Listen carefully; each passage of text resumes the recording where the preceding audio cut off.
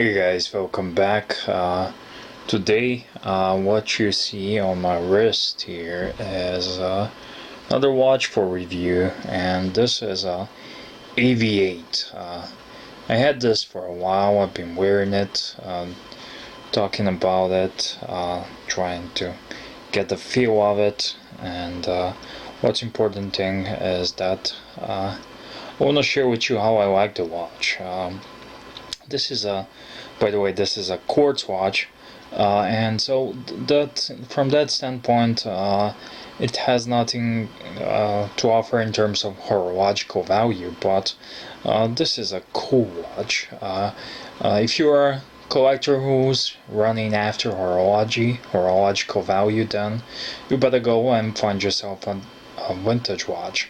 But if you are just a guy who likes cool watches, then stick around, and this could be a very interesting watch for you. So AVI-8 is a micro brand, and I'm the first one to tell you that I'm not the biggest fan of micro brands, just because I never really got too many micro brands in my life to check out, and I never been a fan. But recently I got a couple of them, and it's just the way it is. Either you are or you are not a fan. So this is a watch that's micro brand, and some people like it.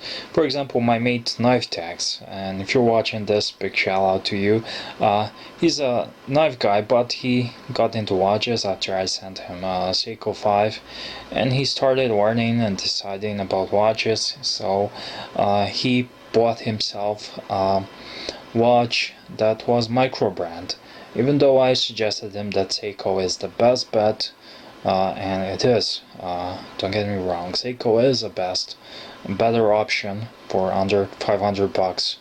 It will beat any of the watches, but at the end of the day it's just Seiko, and he went after a German micro brand with Seiko Movement. So it is what it is. So I wanted to get that out of the way first. I have it on my wrist here, and this is gonna be a semi-casual review. I'm not gonna go too deep into the details, but you can see it's a nice looking watch, and this is a version that's all blacked out with the gray hands and numerals, and there are several other versions. The one that I like the most is with the green dial combination, and it just looks so military and aviation. So yeah, I like this watch because of its design, and I'm a big sucker for a cool design, and I do love pilot's watches, and this watch is just really cool pilot's design that I like. And the whole case of the watch, it's reminiscent of pilot instruments in a plane, and I'm a really sucker for that. And kudos to the company, to AVI-8, that designed this watch. I really like it, and this color combination, black and gray, I would prefer this to be maybe white, but this is a really stealthy watch, and I would prefer it a green combo. I will leave a link in the description box so you can check the other colors and other color combination. But overall, this is a super fun watch to wear and to have. It's super comfortable as well. It comes on a nice thick leather band, and it will get a little wear after a while you use it, but that's the charm of it. So this watch is super lightweight, and that's because I'm used to wearing automatic mechanical watches that have heavy movement inside, and this movement inside of this one is a quartz. They say it's a Japanese quartz, so I'm guessing it's a Miyota movement. But what's interesting about this is that it's not your conventional Miyota like OS 10 or S20. This is a chronograph. It has a start stop button, and this one is a reset. But when you start it, this is a little chronograph second hand.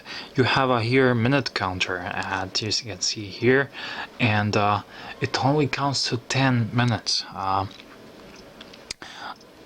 From functionality standpoint, this is not very functional because usually you want your chronograph to count to 30 minutes or hour or whatnot, but from a second kind of cool standpoint, this is pretty badass. First of all, if I really want a chrono, I'm gonna use my phone, and I have so many chronographs. I love chronograph watches, but I never really use the chronograph function. I just love it. I love it as a complication, and I think it's super cool. And this way here, it's a really cool and elegant solution. And this watch is a kind of reminiscent of a Bell & Ross, but it's not downright knockoff copy in design, and that's what I like about watches. The case has a stainless steel, but it has a heavy PVD coating, and with combination of polished and brush finishes. So if I'm gonna give you a little play of light here, you will see, let me just show you. You can see the old surfaces of polished. So let me just give you lower mode.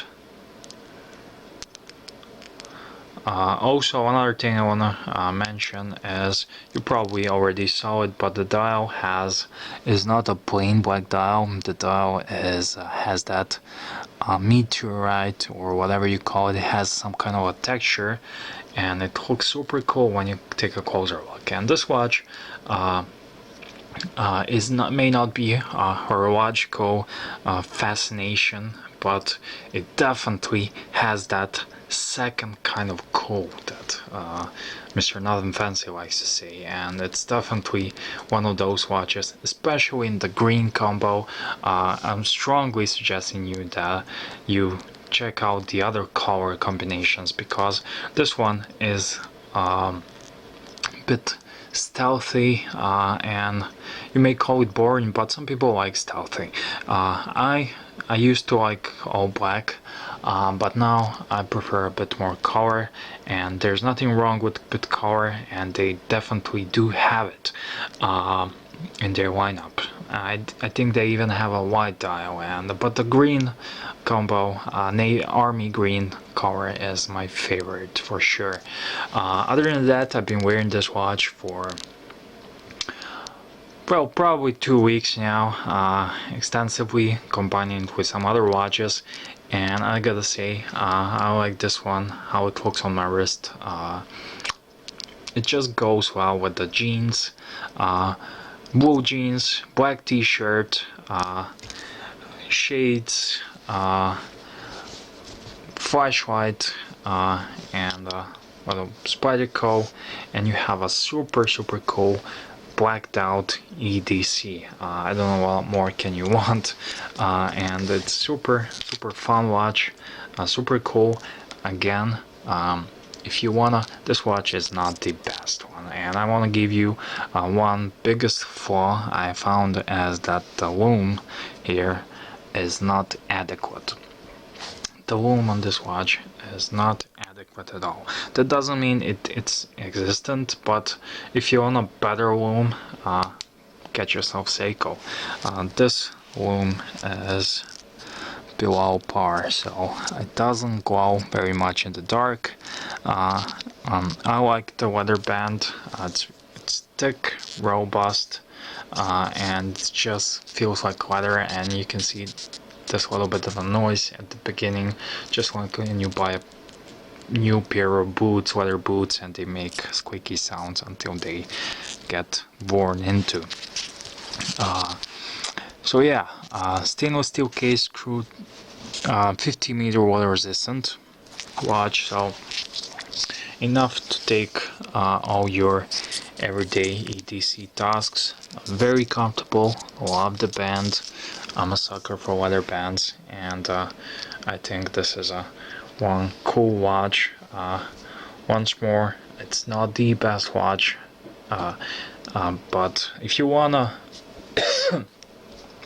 something different, something that stands out, or if you have a collection that consists of, I don't know, 5 Rolexes, Omegas, and something like that, and you want something cool as a beater, summer fun watch, because to tell you the truth, G-Shocks got a little bit boring to me, and they are not as tough as I thought they are, because I busted a couple of G-Shocks in my time. So if I'm gonna have something quartz cool beater, this can be very interesting and cool option, because I love this design. I'm a sucker for design, and one thing is to have micro brand. So one thing is to have a micro brand and create a micro brand that just rips off a Rolex Submariner, and the other thing is to make a little bit of an effort and make something cool looking, like this here, like this guy here, and I just love it. There's something about Pilot's watches, whether they are quartz, vintage, new, mechanical, I just love them. I think they're super cool watches to have and to play around.